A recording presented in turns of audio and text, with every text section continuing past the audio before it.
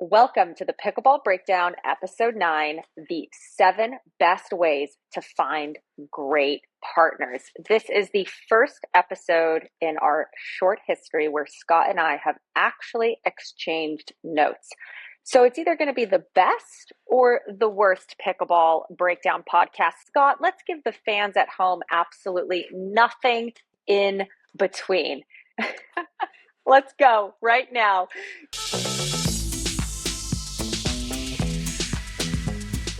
Give me number one. What is number one of our 7 best ways to find great partners, Scott? Number one is starting with the obvious. If you win, winning solves all of your problems. If you win, if you're the best, you just get to pick whoever you want. When we say how to get a partner, it's like we're talking about pickleball, but I feel like winning and being the best is similar to being like extremely good looking. If you're extremely good looking, you can get a partner quickly. Now you have to be nice to them to keep them. You would know a lot about that, Scott. I would observe other people doing that.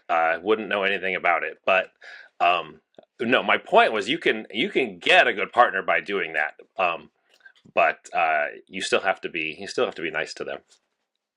So we say win more, which I totally agree. That was also my number one point. Can we say win more at the appropriate level? Like I get asked all the time, how can I win more at pro or senior pro? And I'm like, well, have you won at 5-0 yet? Like, have you won a Kappa tournament or like a regional event yet? Go win. Nothing is beneath you. Don't have an ego in this. Do you agree with that? Yeah, 100%. I mean, I started, my first 4 or 5 pickleball tournaments were playing at 4-5. And yes, I won them all with my partner, but we then graduated to 5-0. And at the time, 5-0 was kind of considered pro in 2019. It's like back then when someone said 5-0, that meant pro.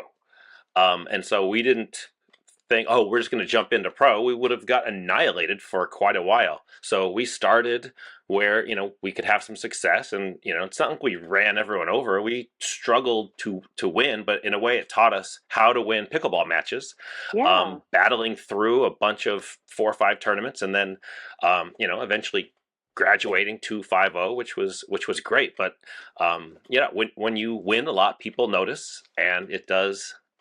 When people notice, that is what kind of helps you network and get out there and get partners. Agree completely. The other thing I would add to this point number one of win is if you are blessed to come from a racket sport background, or even if you're not, if you have singles prowess, I know it's painful, but go out and win some singles tournaments. Singles is a fantastic way to get noticed. You've heard me talk a lot about Jaume Martinez-Vic on this podcast.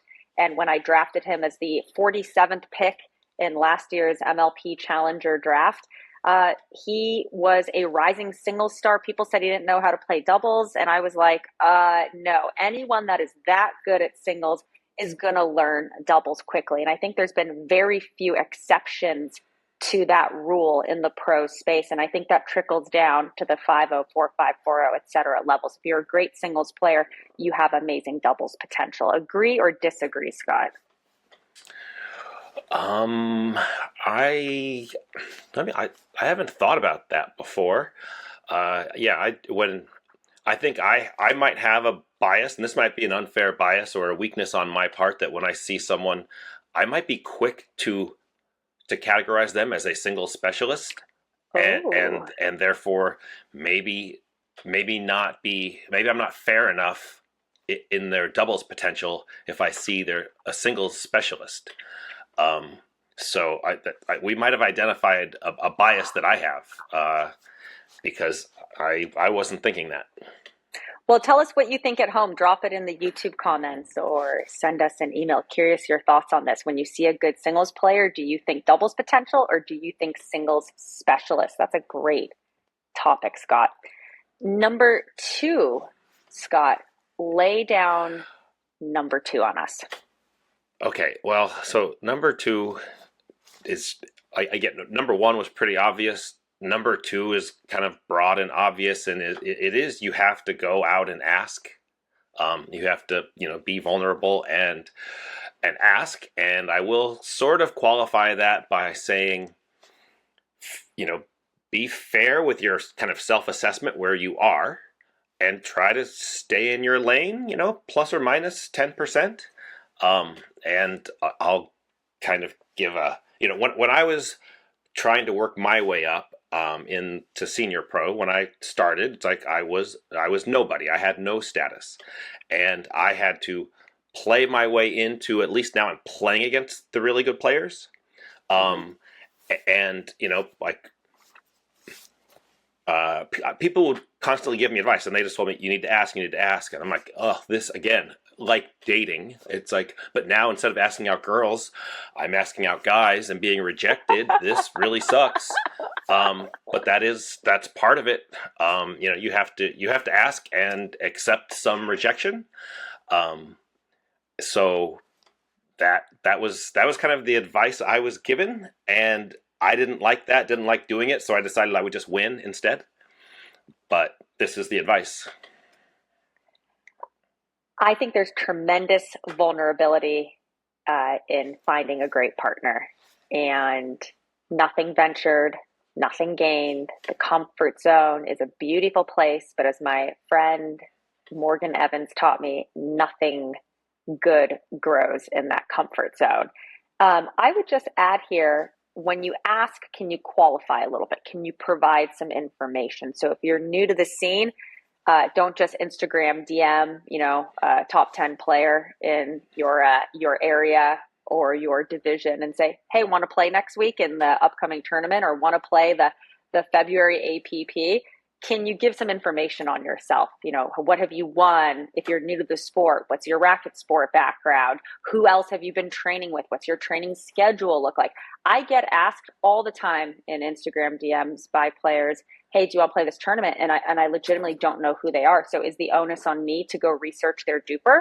Or could they maybe give me 2 to 3 pieces of advice to make my life easier? Again, this seems super obvious, but you'd be shocked at how infrequently people take the extra, really 60 seconds to give you more information. Yeah, for sure. That was like when I was playing a lot of tournaments and kind of on tour, in the senior pro tour, I was asked a lot, and like for me, men's, I was kind of already locked in. So when other men would ask, it's like I already had an easy answer because I kind of was locked into partners. I mean, I was still a little shocked where it's like, okay, I'm top 5 and number 70 is asking me to play.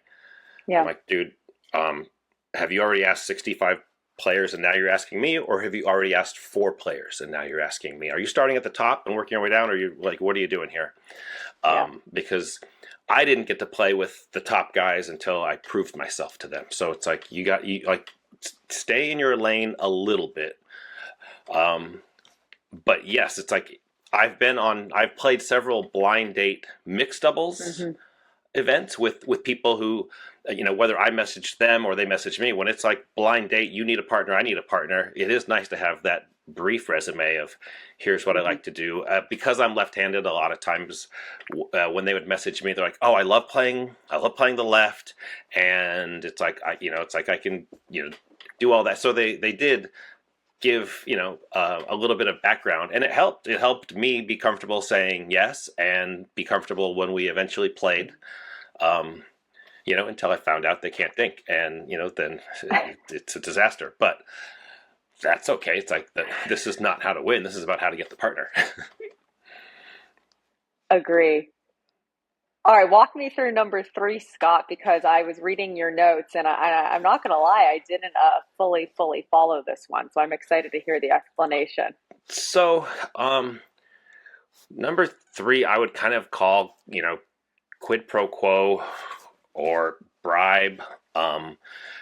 You can I like it's sort of this is like a political one where it's like maybe maybe an important business person that in your community that you have a good relationship, and they ask you to play, and it's like, well, like, is this my ideal pickleball partner to win the tournament? Maybe not, but would it be fun? And do I like this person? Could I build a really good relationship? If there's one Mhm. thing, I mean, and you can attest to this, when you play a tournament with someone, if you have any success at all, you kind of build a bond with that person, For sure. right? And so it's like, okay, well, would building a bond of playing pickleball with this person be beneficial? Um, you know, and I feel like that's so. If you have, if you have the juice, you can you can ask. Um, and so I think that kind of goes. Number three and four kind of go together, because number four, I'm going to kind of hit you up on this, because it's like really close friends or family can use, leverage or guilt or something to, like, oh well, this partnership isn't the levels don't seem to match, but okay, well, there's a relationship or a friendship or something going on there, and so it makes sense for that reason. But I'm not throwing Natalie, like, into that category necessarily, but it is a recent example for you. It's like you are a top player and have your pick, and you chose your sister. No, I read my sister the podcast notes like an hour ago, and she was like, "That's me. I guilted you into this. Yes, that's correct. Scott is correct." And she loved every second of it. And actually, we do see this frequently on the Pro Tour. It's subtle, right? It's maybe only one per tournament or every other tournament where you see a partnership and you're like, wait, what? And you do see friends on tour giving each other a chance, but there might be a pretty large discrepancy in their skill level. So I never considered that until literally this second in this podcast, that if you do have a friendship and you want to ask for that one opportunity, do it. Do it. I mean, there's no shame in that. And I think actually you called out an interesting example here. I was looking at the draw the other week, and Roscoe Bellamy was playing with Callie Smith. And I was like, oh, that is a fantastic pickup for Roscoe. And then how did he perform? Yeah, no, like when we were in Virginia Beach, and Roscoe was commentating, I think, one of our matches, and afterwards I was kind of just chatting with him, and I'm like, so who do you have? The PPA right after, who do you have? And he said Callie, and I'm like, dude, nice. I said, use this opportunity. It's like, Mm-hmm. because he's someone who he doesn't always have a top partner like that, Mm-hmm. and he went out there with her. He took that opportunity, and I think they beat Tyler Leung and Etta Wright in two Mm-hmm. It's a straight great games win. in the round of Wow. 16, and it's like really good, because then that shows, right, that shows all the other girls out there that if he has the partner, he can do it. So it was a really great Yes. showing for him. I mean, I think they had to play Ben and Natalie in the quarters, and just, of Mm-hmm. course, they annihilate everyone. But he really did a great job of taking advantage of his opportunity, and that's kind of part of the how do you get a partner. When you get the chance, you show that you're kind of worth it. So what you're saying is be opportunistic, and that was your point number five here. Can you talk to us a little bit about what that means? So, like, well, in Roscoe's case, it's like I don't know what the circumstances were for him getting Callie. Maybe like maybe she had Jay and his injury left an opening, and maybe that's how he got it.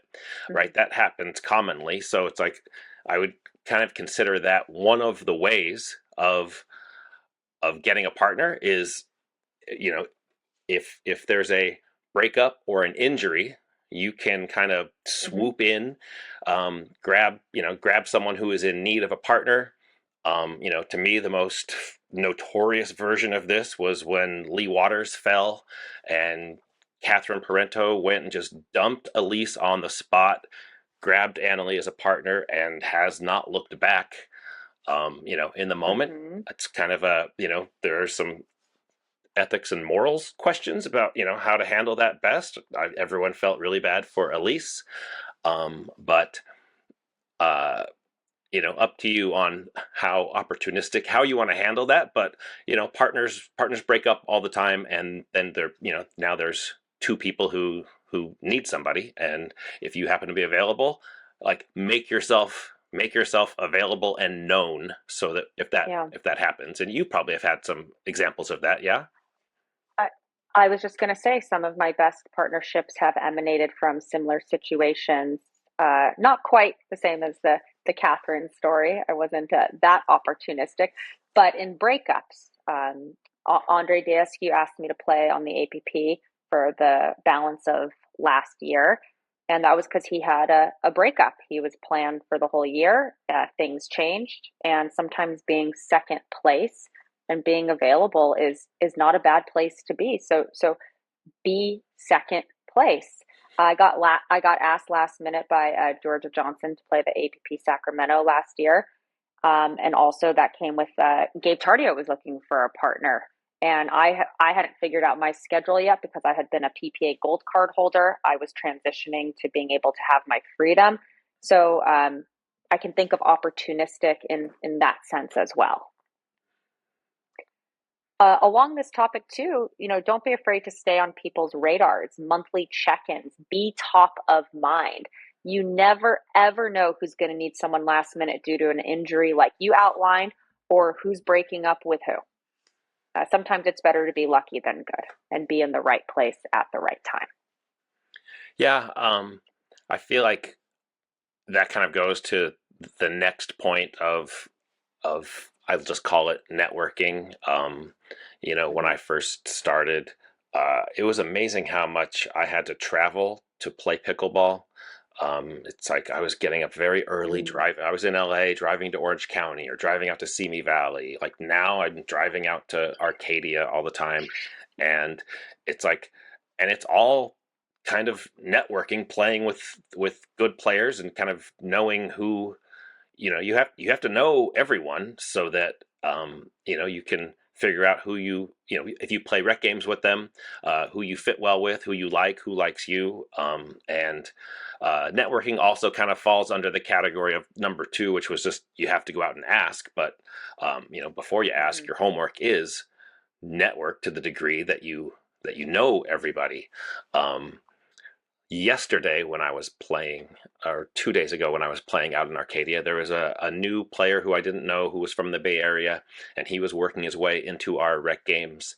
And he was a really good player, but there are not a lot of good, like up and coming pros from the Bay Area. So he's like um, struggling to Mm-hmm. find people and get partners for tournaments. And I'm like, yeah, it's hard. You have a hard job, and look at how far he came to Yes. get himself known, get into some games, play with some people, from the Bay Area down to Southern California. Now, I don't think his trip was exclusively for that, but while he was down here, he definitely went out of his way to make himself available. He was very friendly. He got to know everyone. And it's like, okay, well, now I know a good guy in San Francisco in case I meet someone else in the Bay Area and I can put them together or something like that. But Mm-hmm. networking is huge.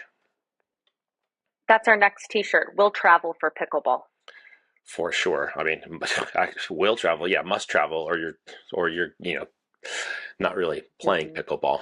Um, but when I was talking to him, we were talking about a few different players, and this kind of goes to this topic, and that is I've given this advice to people who are trying to be up and coming players, in the pros, but it can apply to amateurs too. And that is like we all want a partner that's better than us, right? It's like I don't want to be I don't want someone who's not as good as me. I want someone who's better than me. Well, if that's the case, where is that Mm-hmm. better player going to play? On the left, most likely. So if I Mm-hmm. want a really good left side player, everyone's going to act in their best interest. So it is in their best interest to play with a great right side player. So luckily I'm left-handed, so my job is to be a good right side player. But even if you're right-handed and you're looking for partners and good partners, get good at the right side so that a great alpha Mm-hmm. partner can look at you. Because there, trust me, there's tons of great left side players that play with other righties, and they kind of, they'll play straight up, or their partner's not kind of doing the job of defending on the right. And it's like, if you make yourself known as a solid right side player, those good alpha left side players will seek you out. What do you think about that advice? I absolutely love that advice. I think that's something that has hindered me in the past. That I've always loved playing the left in both women's and mixed. And can you be versatile enough to play the right if you need to? And if the answer to those questions aren't resoundingly in your favor, guess what? You're not getting drafted to Premier. So yeah, this is something I've really personally experienced, that you might be really comfortable, like I was early in my career, on one side, but that could hinder you long term. So happy to report now, super comfortable on the right. Definitely in women's, and getting more comfortable in mixed every single day. So I love that advice, Scott. Yeah, I it's funny that like I have to give a lot of advice as a coach, but being left-handed, I'm so right side biased. Of So it's like course, my of course. experience is I may not have the experience that I'm describing, but I do think like Mm-hmm. the if we just the point is still um, still valid. Mm-hmm. Um, so there's one other way that I think we haven't talked about. I mean, Number seven. there's probably lots of other Lucky ways, but number there's one seven. more way that I would like us to talk about, Mm-hmm. and this is you can just train the person yourself. Find someone who Yes. you think has potential and invest in them, drill with them, practice with them, build them up. Um, I feel like, especially now, there's just so many new people up and coming. We don't know who the next great player is going to be, and if you build the Mm-hmm. relationship with that person and help them get good, if they stay loyal, you could have something. You could have something great. I don't know that you can count on that. I've seen this a few times where it's like I think that like there have always been kind of a shortage of good 5-0 up and coming girls, and there was always a Yes. bunch of just 5-0 guys who were just hawks, and knowing that, oh, if they find that girl, if they find that good 5-0 girl, they can now finally win Mm-hmm. something, and so they play with them, practice with them, come after them, but as soon as that girl gets known and gets good, she's leaving you behind. So it's like Yes. the but if you can train someone into being your partner. And I think that's a there's just so many tennis players that are making the transition to pickleball. I think Mm-hmm. it's a valid strategy. When I read this seventh point on training and investing your time drilling with a potential partner, I actually understood it to mean something slightly different. So let's call this advice I'm about to give 7B to your 7A. If you have a partner that you have your eye on, that you are dying to get a chance to play with, ask them to drill. We're all hungry for drilling partners who will kind of do whatever we want to do, whatever I want to do, right? So if I'm working on bounce speed ups and someone who maybe isn't my level comes to me and says, hey, do you want to drill this week? You can work on anything you want to work on against me. Huh. That might make me kind of consider doing a drill session with someone I wouldn't normally drill with. Um, so be a good training partner. Ask that person you want to play with, instead of, hey, will you play a tournament with me? Will you drill with me? And then maybe they'll be quite impressed. What do you think of that, Scott? Yeah, for sure. I think there are quite a few people that I've seen like just out at Piccadilly at Jeff's courts that come out and I've hit with, drilled with, and been like, wow, that person is really good. I see a lot of potential. And it's like, yes, it is that it a lot of these categories there's overlap because that's kind of also networking. It's like going out and drilling with people. Um, but yeah, it's a way of proving yourself to them. That's what you need to do. When I started, the top guys would not play with me, and it is only until I proved to them by getting to the finals a bunch of times and beating everyone else and then playing close with the top guys, then I got opportunistic when they broke up. Then I started playing with both of them. So it's like I had to, you have to show them that you can do it. And so Yeah, that absolutely. like drilling with them is your opportunity to prove, hey, I can do this. And then, you know, you will change in their eyes and might become a possible partner. Any closing thoughts on how to get great partners before we talk about the teaser for our next episode, which is so juicy? I want our listeners to actually submit questions ahead of time. Hmm. Um, I mean, along with all the stuff we talked about, like one of the first sort of jokes I made is that when you're the best, you don't have to be nice to people, right? Like you can, when you're the best, you can play with whoever you want. But even then, it's like you can't keep that partnership if you're not nice to them. Well, I would say to get partners, it's like be as nice as you can, be as pleasant as you can. I think a lot of the things from the last episode of how to be a good partner, like how to get a good partner, is to like you need to be a good partner too, so that you have a reputation for being kind of fun to play with and a good, a good person. I think all of that. I think that is a factor for a lot of people, and so do not just be cutthroat all the time. Like bring the whole package. Love that advice.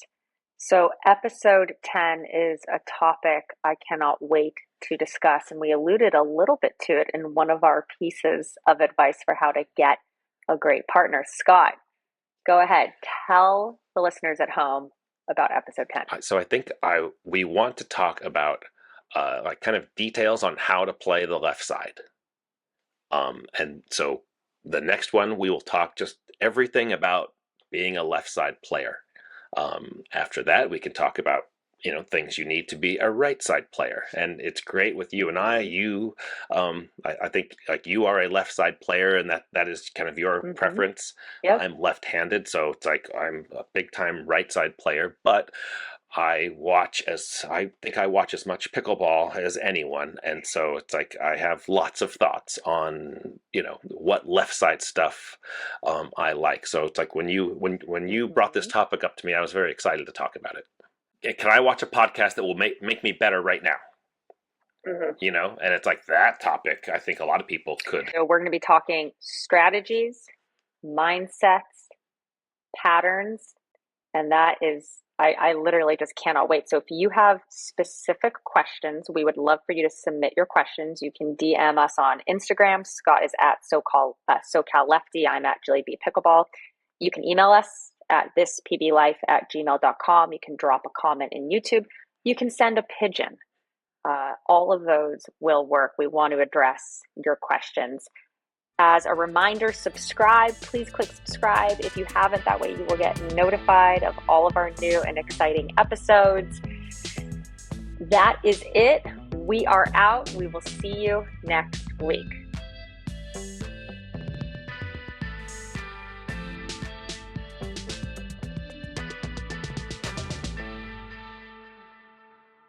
Uh-oh. I think I'd rather just go straight to, can you really hit a ball in an inflatable Halloween costume? um, it is so fun. Playing with that handicap it's really fun, and I am especially good at identifying the limitations of the other costumes. Like some people couldn't run fast, so make them move. Other people couldn't get their arms above here, so lob them and just watch them just struggle. So all the girls that had the kitty with the yellow eyes, none of them could handle overhead. So it's like, whoo, up goes the lob. So I You're tortured people. nefarious. Nefarious, It's Scott. it's just the way I play Halloween pickleball.